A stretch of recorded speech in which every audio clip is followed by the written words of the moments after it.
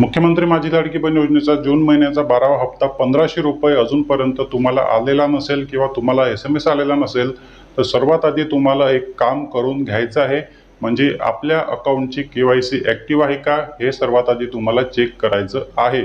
बघा, एका लाडक्या बहिणीचे जे काही पैसे आहेत ते 7 तारखेलाच वितरणामध्ये त्यांच्या खात्यामध्ये आलेले होते, म्हणजे शासनाने पाठवले होते, पण त्यांची KYC एक्सपायर झाल्यामुळे त्या बहिणीला ते पैसे त्यांच्या खात्यामध्ये अपडेट झालेला नाही आणि त्यांना SMS सुद्धा आलेला नव्हता।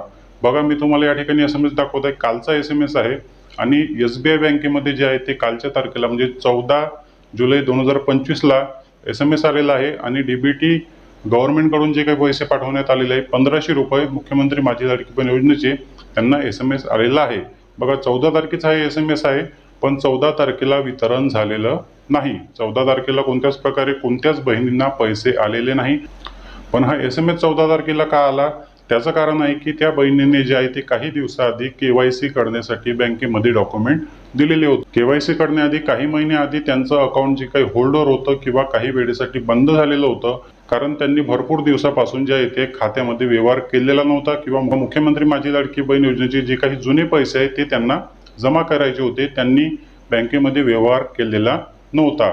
त्यांनी 2 वर्ष आधी KYC केलेली होती असं त्यांनी सांगितलेलं होतं। त्यानंतर मुख्यमंत्री माझी लाडकी बहीण योजनेचा अर्ज भरला आणि ऑटोमॅटिकच DBT ॲक्टिव्ह असल्यामुळे त्यांच्या खात्यामध्ये पैसे जमा व्हायला सुरुवात झाली। बघा, बँकेची KYC दर 2 वर्षांनी बँकेमधून जे आहे ते ऑटोमॅटिक एक्सपायर होत असते, त्यामुळे तुमचं अकाउंट होल्डवर काही वेळेसाठी किंवा काही वेळेसाठी बंद सुद्धा होऊ शकते। त्यानंतर आधार कार्ड, तुमचा मोबाईल नंबर आणि बँक पासबुकचे झेरॉक्स दिल्यानंतर त्या ठिकाणी थंब लावल्यानंतर तुमचं अकाउंट ऑटोमॅटिक ॲक्टिव्ह होईल आणि जे काही तुमच्या खात्यामध्ये येणारे पैसे आहे ते ऑटोमॅटिक त्या ठिकाणी अपडेट व्हायला सुरुवात होईल।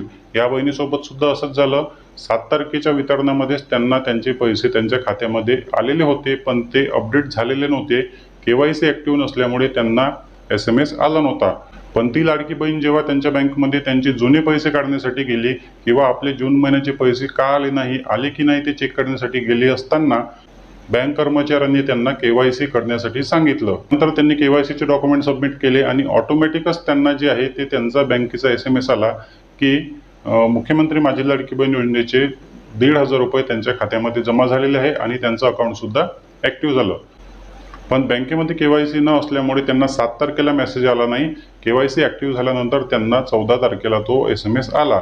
तुम्हाला सुद्धा तुमच्या बँकेची KYC सर्वात आधी चेक करून घ्यायची आहे। जरीही तुमचा अर्ज अप्रूव्ह असेल तर तुम्हाला KYC एकदा नक्की चेक करायची आहे, किंवा तुम्ही जर भरपूर दिवसापासून व्यवहार केला नसेल तोपर्यंत तुम्हाला सुद्धा तुमचा अर्ज जर अप्रूव्ह असेल, तुम्ही ऑनलाईन चेक केला असेल, तुमचा अर्ज अप्रूव्ह असेल तर तुम्हाला एक वेळा तुमच्या बँकेची KYC ॲक्टिव्ह आहे का हे बँकेमध्ये विचारून यायचं आहे। KYC ॲक्टिव्ह असेल तरीही तुमचे पैसे आले नसेल तर तुमचा अर्ज रिजेक्ट केला आहे असं सुद्धा होऊ शकते, कारण भरपूर बहिणींचे अर्ज रिजेक्ट केल्या जात आहे।